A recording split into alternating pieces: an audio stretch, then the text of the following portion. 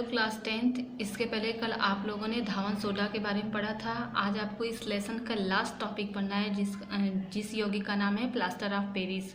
इसका रासायनिक नाम क्या है? Calcium sulphate hemihydrate. Hemi क्यों है? क्योंकि यहाँ हाफ H2O है। H2O यानी कि जल का हाफ मॉलिक्यूल है, इसलिए यहाँ हेमी हाइड्रेट लगा हुआ है। इसका रासायनिक सूत्र क्या है? CaSO4 dot half H2O। बनाने की विधि क्या है? जिप्सम को 373 केल्विन पर गर्म करने से प्लास्टर ऑफ पेरिस बनता है। ये देखिए, ये क्या है? जिप्सम है, जिसका रासायनिक सूत्र है CaSO4 इंटू 2H2O, जिसके 2 मॉलिक्यूल लिए गए हैं, जिसको गर्म किए हैं। तो ये इसमें से कितने थे? ये 2 और 2 से मल्टीप्लाई करेंगे 4H2O, जिसमें से 3H2O रिलीज हो गया और बचा 1H2O।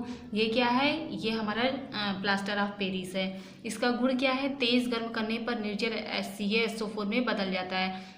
ये तो हमने पहले ही बताया था, तेज़ गर्म करने पे जिससे वो बना होता है उसी में विभक्त हो जाता है, अपघटित हो जाता है। तो यहाँ देखिए, हमने इसे गर्म किया तो 2CaSO4 कैल्शियम सल्फेट का विलयन प्राप्त हुआ और H2O रिलीज हो गया। और इसका उपयोग आप स्टडी करके खुद से लिखिए। अब आप लोग का लेसन नंबर 2 भी कंप्लीट हो गया है। होमवर्क में देखिए क्या दिया गया है। निम्नलिखित रासायनिक अभिक्रियाओं में क्या होता है? रासायनिक समीकरण लिखिए। हमने कुछ स्टेटमेंट दे रखे हैं, इसे पढ़ करके आपको रासायनिक समीकरण लिखना है। जैसे सोडियम कार्बोनेट के जलीय विलयन में कार्बन डाइऑक्साइड प्रवाहित करते हैं तो क्या बनेगा रासायनिक समीकरण? हमने यहाँ हिंदी में लिख रखा है, आपको इसे रासायनिक समीकरण लिख करके दिखाना है। फिर दूसरा, ब्लीचिंग पाउडर को पानी में घोलकर गर्म किया जाता है तो क्या बनता है?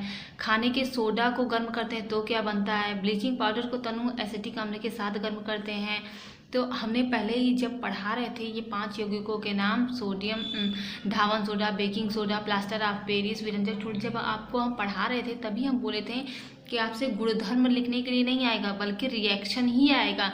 तो देखिए, ये सारे कहीं ना कहीं उन्हीं सारे रिएक्शनों में से एक है। तो इस रिएक्शन को आप लिख करके हमें सेंड करिएगा। नेक्स्ट होमवर्क में क्या है? ये भी होमवर्क है, निम्नलिखित को कैसे प्राप्त करेंगे। ये भी देखिए, ये बनाने की विधि में आप पढ़ चुके हैं। सोडियम कार्बोनेट से सोडियम बाइकार्बोनेट कैसे प्राप्त करते हैं, बुझे हुए चूने से ब्लीचिंग पाउडर कैसे प्राप्त करेंगे, सोडियम सल्फेट से सोडियम कार्बोनेट, इन सब के लिए भी आपको रासायनिक समीकरण ही लिखकर बताना है।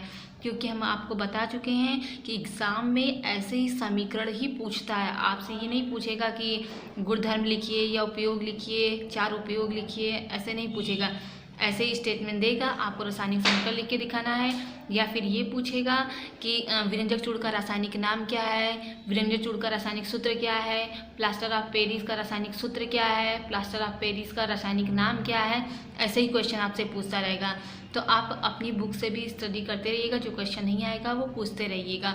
और ग्रुप में हम आपको अति लघु तरीके कुछ क्वेश्चन सेंड करने वाले हैं, उसका भी आंसर हमें ग्रुप में सेंड कर दीजिएगा।